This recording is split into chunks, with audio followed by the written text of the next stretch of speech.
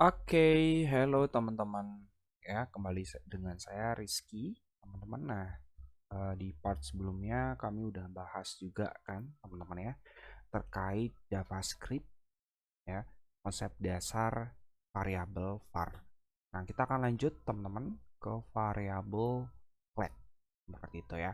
Nah, eh di pembahasan sebelumnya, teman-teman saya sudah menjelaskan ke teman-teman juga kalau variabel var ini itu memang udah cukup lama ya, udah cukup lama dipakai dan sekarang udah jarang dipakai lagi untuk variable var.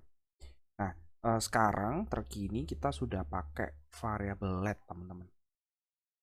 Variable let ini memang ada banyak banget keunggulannya gitu ya dibanding dengan variable var. Kalau teman-teman lihat di topik pembahasan yang sebelumnya di variable var, itu di variable var itu terjadi hoisting, teman-teman ya. Seperti kalau di bahasa pemrograman yang lainnya kan, kalau misalnya kita menggunakan coding dengan let's say misalnya dalam bahasa pemrograman Python, teman-teman ya. Nah, ketika kita ingin mencetak ya sebuah variabel gitu ya. Nah, kita harus deklarasikan dulu dan assignment dulu ya, variabel apa dan nilainya seperti apa. Ya, baru kita panggil. Nah, nah tapi ketika kita gunakan var ya di topik sebelumnya, itu variabelnya tidak kita deklarasikan atau kita assignment terlebih dahulu, tapi tidak muncul error. Ya, munculnya undefined seperti itu. Nah, jadi ini akan timbul masalah, teman-teman ya, kalau kita menggunakan variable var yang mungkin seharusnya tuh error, akhirnya kita nggak tahu tuh. Ya, karena variable var ini dia tidak berjalan sesuai dengan variable logika variabel yang di bahasa pemrograman pada umumnya. Nah, dari itu untuk yang sekarang ini better kita gunakan let. Nah, ini saya juga akan bahas ke teman-teman gitu ya. Bedanya variable var sama let. Let ini apa sih kelebihannya dan seterusnya. Ya. Nah, kelebihan yang pertama ya di variable let. Variable let. Nah, di variable let kita bisa membuat variabelnya langsung dan kita bisa assignment langsung juga ya.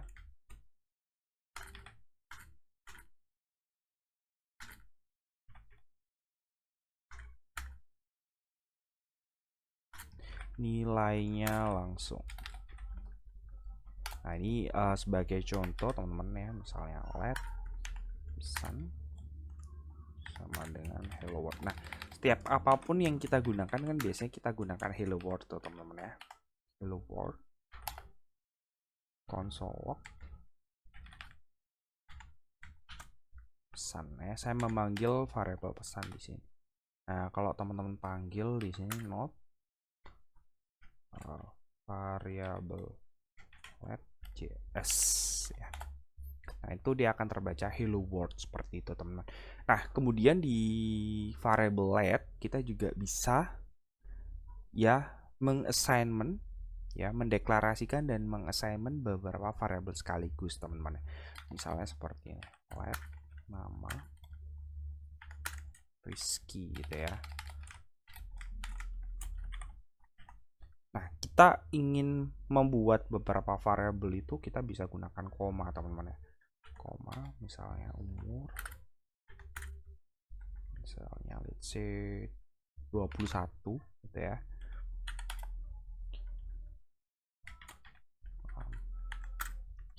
Laki-laki.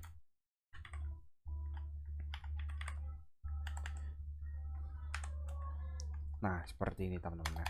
Nah, kita bisa console log, kita panggil console log. Kita bisa panggil nama. Kita copy aja teman-teman ya console lognya. Console log umur. Console log jenis kelamin. Nah, seperti ini teman-teman ya. Nah, ini kita coba panggil. Nah, ini bisa ya, hello world Rizky 21 laki-laki. Jadi kita bisa ya di dalam variable let ya, bisa mendeklarasikan dan mengassignment beberapa variabel sekaligus. Nah, ini kelebihannya teman-teman ya. Jadi kita bisa pertama langsung deklarasi, mengassignment langsung satu variabel, tapi kita juga bisa mendeklarasikan dan mengassignment beberapa variabel sekaligus. Nah, ini untuk yang let teman-teman ya. Nah, kemudian teman-teman, nah kemarin sudah kita bahas juga ya teman-teman ya, terkait variabel var gitu ya dibanding dengan variabel let. Di variable var ya kita menggunakan yang namanya global scope. Tapi beda dengan variable let teman-teman. Nah, di variable let ini kita bisa menggunakan yang namanya block scope. Nah, artinya apa? Jadi variable hanya bisa diakses di dalam scope itu ya, yang ditandai dalam sebuah kurung kurawa. Nah, kemarin kita bahas juga teman-teman untuk variable var. Kalau di dalam variable var, untuk kita mengakses di dalam kurung ya, kurung kurawal, kita harus menggunakan yang namanya local scope ya. Dengan membuat apa? Dengan membuat sebuah function. Dan itu sangat repot sekali, teman-teman. Tapi dengan variable let ya, itu memang bloknya adalah block scope. Jadi dia hanya bisa diakses di dalam kurung kurawal itu. Ya. Jadi kalau kita mau membuat variable let, kita nggak perlu lagi berurusan dengan yang namanya function. Ya intinya kalau menggunakan variable let ini lebih enak lah teman-teman ya, nggak ribet seperti itu. Ya.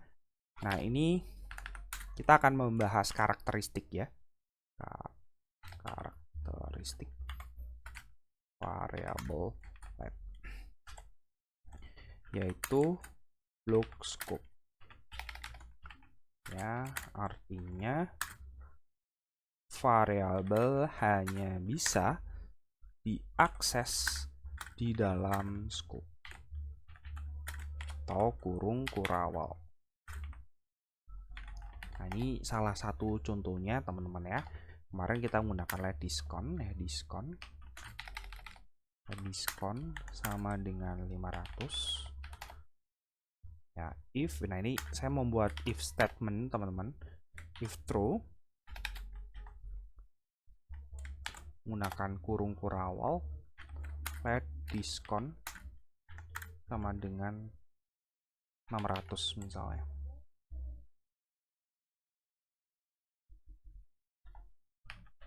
Ya, console log diskon. Nah, ini saya akan buat console log di luar console log diskon juga. Nah, kita lihat hasilnya seperti apa. Mungkin ini biar lebih enak, mungkin ini saya komen ya atasnya teman-teman. Saya komen. Nah, jadi saya akan menjalankan nih. Ya, ini teman bisa lihat ya, 600, ini 500. Ya, console lognya di sini ada diskon di sini. Terus ini console lognya seperti ini. Ya, kalau kita menggunakan variable var gitu ya, kalau kita menggunakan if ya itu nggak bisa ya, nggak bisa diakses di dalam scope itu teman-teman. Jadi kita harus menggunakan function ya. Kalau misalnya kita menggunakan variable var, baru scope baru perintah yang di dalam scope itu kita bisa akses seperti itu. Tapi beda dengan let. Jadi di let ini dia nggak masalah dan kita bisa mengaksesnya di dalam scope tanpa membuat sebuah function ya. Jadi ini ada tambahannya, kita tidak perlu berurusan dengan function ya untuk membuat local scope. Nah, itu teman-teman ya. Ini untuk variable let. Jadi memang ada beberapa hal yang memang kita harus perhatikan teman-teman ya. Kemudian di variable let ini kita bisa melakukan update nilainya atau reassign, tapi tidak bisa dideklarasikan ulang namanya atau redeclare. Kalau yang di sebelumnya kan di variable var kita bisa melakukan redeclare ya, atau deklarasi ulang, tapi nggak bisa kalau di variable let ya. Jadi akan ada pesan error ketika teman-teman terjadi duplikasi variabel. Jadi variabelnya nggak boleh sama namanya ya. Jadi misalnya teman-teman ya, ini sifatnya atau karakteristik variabel let pertama tidak bisa dideklarasi ulang, tapi bisa diupdate nilainya ya. Jadi tidak bisa dideklarasi ulang atau redeclare, tapi bisa diupdate nilainya atau reassign. Nah, contohnya seperti apa? Contohnya misalnya saya membuat let name ya, console log name ya.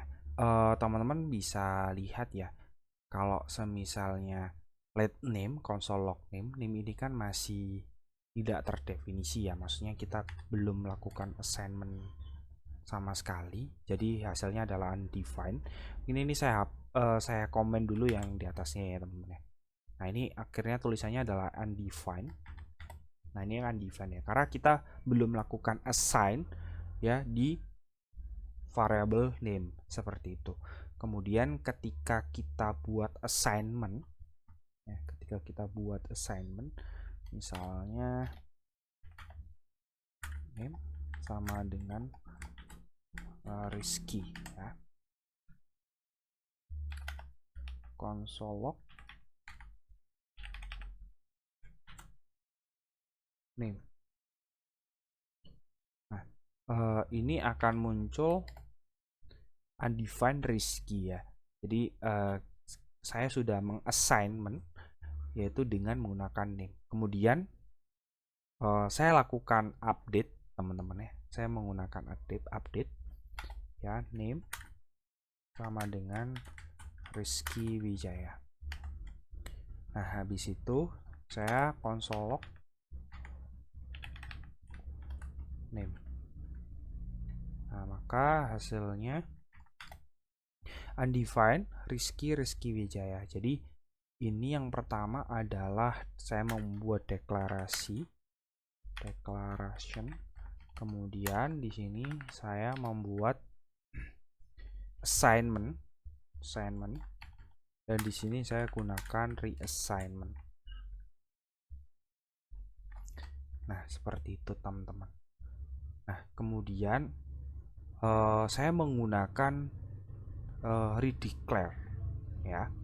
Redeclare itu seperti apa ya? Berarti saya mendeklarasikan awal lagi teman-teman. Saya gunakan let name ya sama dengan Rizky misalnya. Kemudian saya console log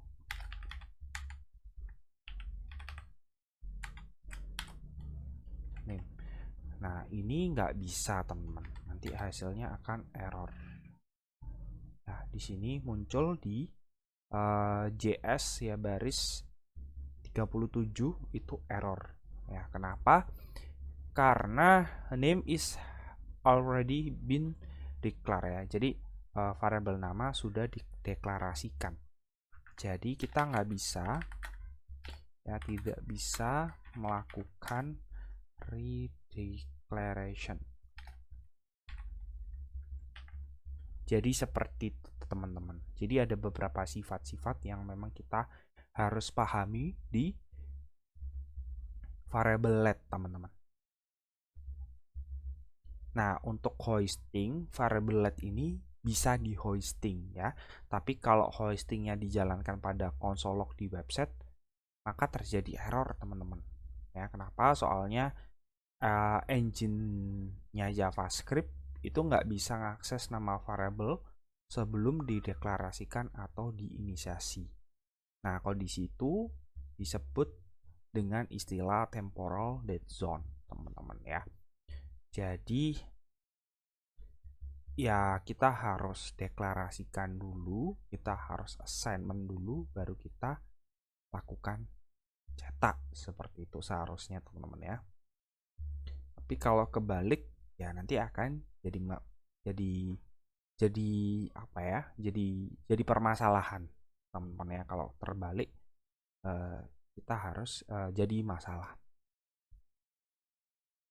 Ya. Misalnya seperti ini teman-teman ya. Misalnya kita akan melakukan akses seperti ini, saya komen juga. Misalnya saya membuat seperti ini, namebot. Ya, name Rizky seperti itu teman-teman. Kemudian let ya. Jadi saya mengassign dulu baru mendeklarasikan variable name. Nah, ini kan seharusnya nggak boleh tuh teman-teman ya. Kalau kondisi seperti ini kan nggak boleh ya seharusnya. Oke, nah ini akan terjadi error teman-teman. Ya, cannot access name before inisiasi ya. Jadi kita nggak bisa teman-teman ya. Kenapa ya? Kita harus menginisiasi terlebih dahulu ya, atau mendeklarasikan terlebih dahulu, mengassign baru kita bisa mencetak. Jadi ini kebalik teman-teman ya, harusnya let dulu di sini. Nah, baru kalau kita cetak dengan kondisi seperti ini setelah kita revisi, nah hasilnya bisa. Oke. Ya.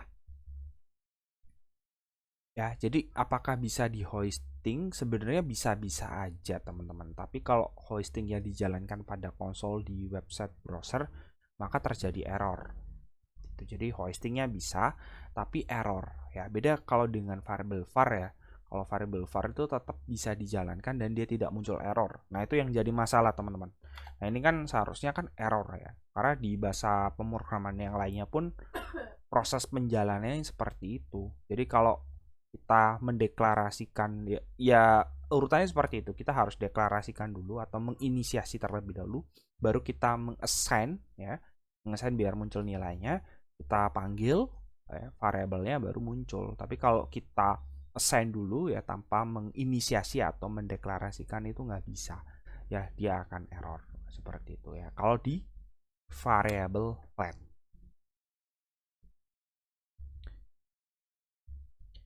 Nah, gitu teman-teman. Ya.